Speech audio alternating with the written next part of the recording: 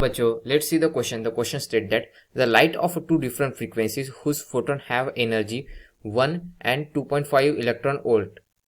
So photon की energy दी हुई है डिफरेंट फ्रीक्वेंसी के respectively successively illuminate a metal whose work function is 0.5 electron volt. So दोनों जो फ्रीक्वेंसी जो डिफरेंट फ्रीक्वेंसी हो एक ही मेटल सरफेस या फिर एक ही सब्सटेंस पे डाली गई है जिसका वर्क फंक्शन 0.5 इलेक्ट्रॉन वोल्ट है.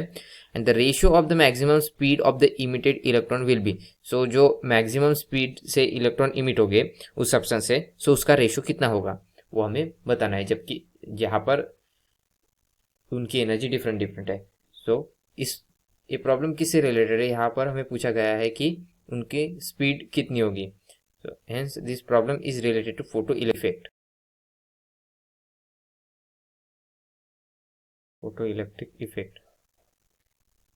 सो जैसे कि हमें पता है कि formula for the kinetic energy in the photo electric effect is maximum energy will be half of mv square, here v is v max, is equal to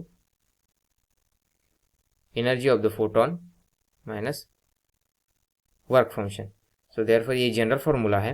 अगर हम for the given formula consider करें तो suppose करो half of M V square V one square, जो कि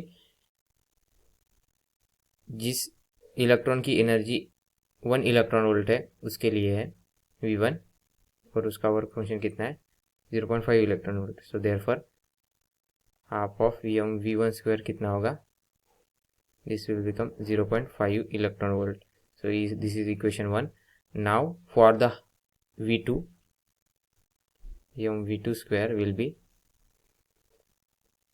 2.5 electron volt minus 0.5 electron volt. So this will become half of v2 square equal to 2 electron volt. So is second. So therefore we have to consider here the ratio of the maximum speed of the emitted electron.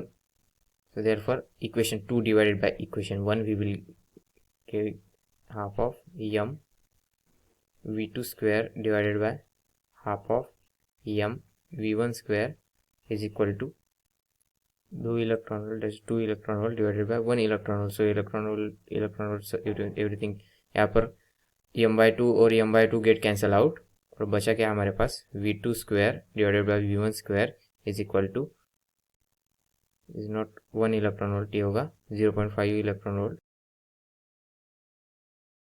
तो therefore v2 कितना होगा 4/1. तो therefore v2 bye v1 क्या होगा 2:1. Therefore v1 by v2 equal to 1:2. Therefore second option B is correct. So आशा करता हूँ आपको सॉल्यूशन समझ में आया होगा. Thank you.